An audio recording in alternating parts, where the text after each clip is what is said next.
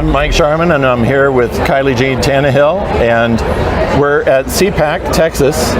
And Kylie Jean, I'm with Share HealthCare, which we're focused on medical freedom, financial freedom, and religious freedom.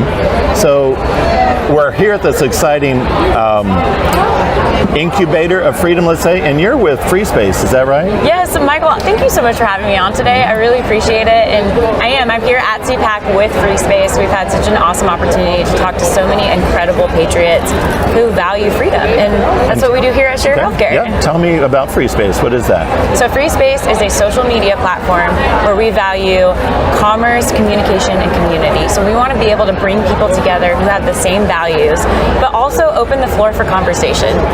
So you're not big tech, you're free tech. Exactly. We've all pretty much have experienced big tech overreach in the last couple years more than ever, and we just want to be able to be that person that eliminates that factor for people. So let me give you a chance. Tell people, how can they be part of FreeSpace? Absolutely. So you can just actually go to the App Store and download FreeSpace Social.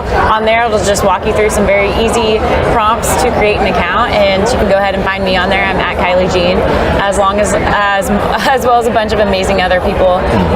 And you're going to find awesome conversations that are facilitated on there. So is that a subscription? Is that a free app? What is that? Completely free. It's an app. All you have to do is download and then create your profile, and you're set. So free space, free tech, free app. What's not to like? Right, exactly. It's a lot of freedom, and which is one of the things that we value at the very core of who we are and we want to protect, which is the same thing with Share HealthCare, and we appreciate that. Well, and I understand that you have just applied for Share HealthCare, is that right? I have. We just had this conversation. I have been on the hunt. I'm a young single girl, so I have to find healthcare that fits my budget, that fits my lifestyle.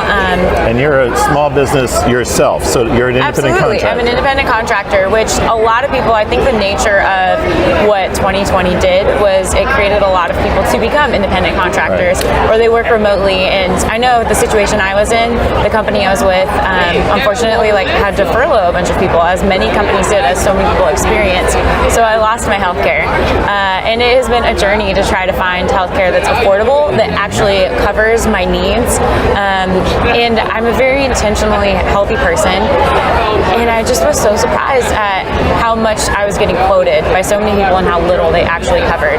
So does with Share HealthCare, it's $149 for a single. Does that seem to work out pretty well for you? Yes, it is so much. The cheapest I've been quoted is $350 a month, which for me, that's just not realistic right now.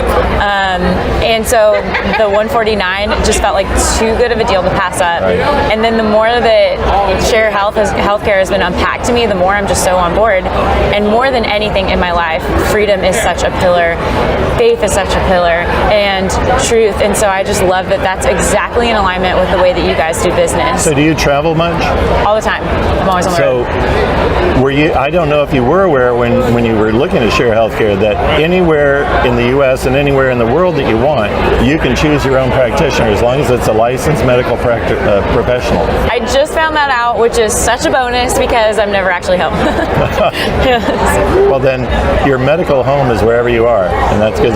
If you go to Germany or Austria or something, we need the bills in English. Yeah, all right, absolutely. Make sure and tell them that. I will. I'll keep that noted. Right. I need my own bill in English.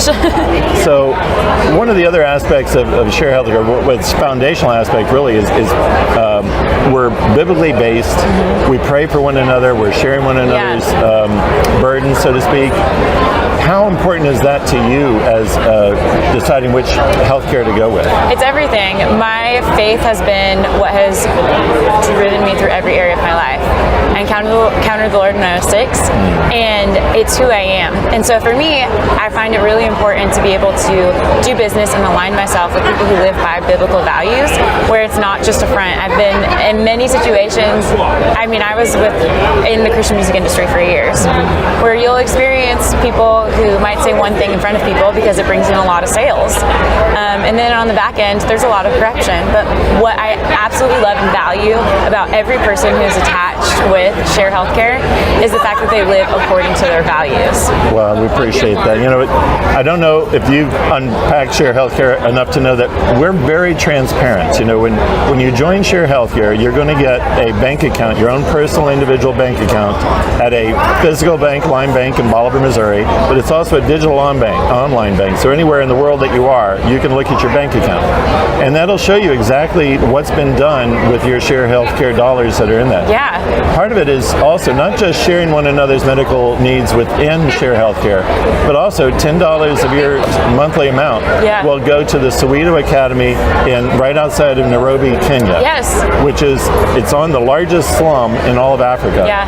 And 800 children are fed there a day, and 500 are learning Christian curriculum. They're learning an education, but it's biblically based. Yeah.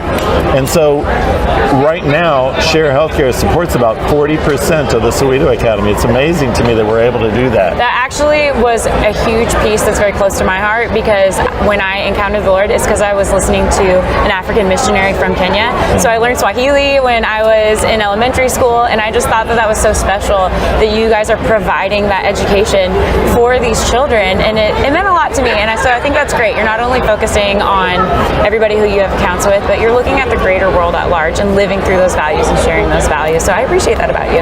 Well, and we appreciate again what you're doing with FreeSpace. Thank you. You know, I don't know how many people today have read George Orwell's 1984. You're living it.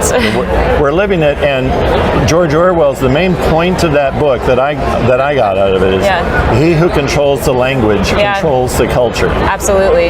And so you're taking that back. Mm-hmm. You're taking back that we're not just going to go along with whatever phrase or cliche that the culture or the government is imposing upon us, but we're going to look into it. We're going to let people dialogue about it. Absolutely. So how does FreeSpace have free speech without having corrupting speech? I would think that'd be a pretty difficult balance there. Absolutely. So the only guideline, so to say, is that you cannot distribute pornography or anything that's like sexual in nature of that. But we want to be able to facilitate conversation that might even make people feel uncomfortable. So disagreement doesn't mean it's hateful. Right. And we live in a culture where as soon as you disagree with somebody, it's considered hate speech most of the time.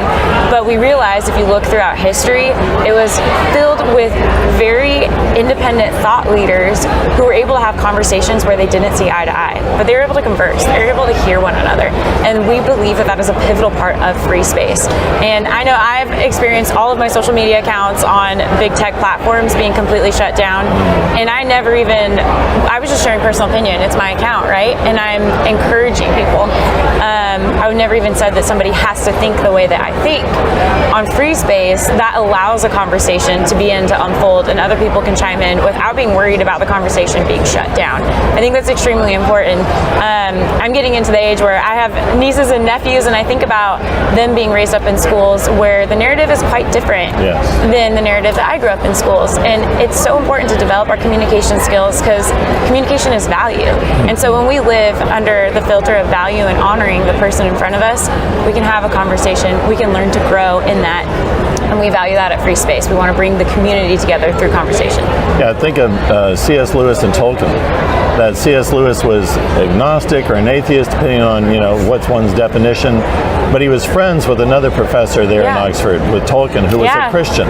And Tolkien didn't beat him over the head about it. No. But he was being persuasive, and intentionally so. Absolutely. And then that brought C.S. Lewis to begin questioning, as I think it was in the Four Loves, I think is where he was first talking about, well, I know there's evil.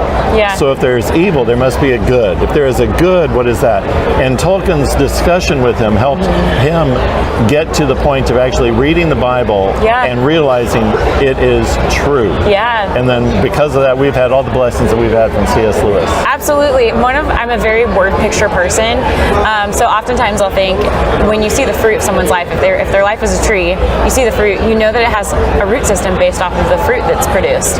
And I know that I want to emulate my life so that the fruit is good fruit. Right. And I want to be able to have have conversations in just the overflow of who I am, be able to water the root systems of others where the fruit might not be lining up.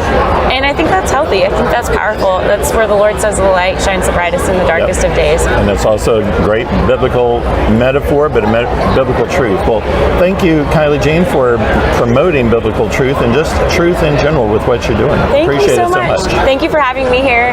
I really appreciate your time. Appreciate yours. Thank you. Thank you.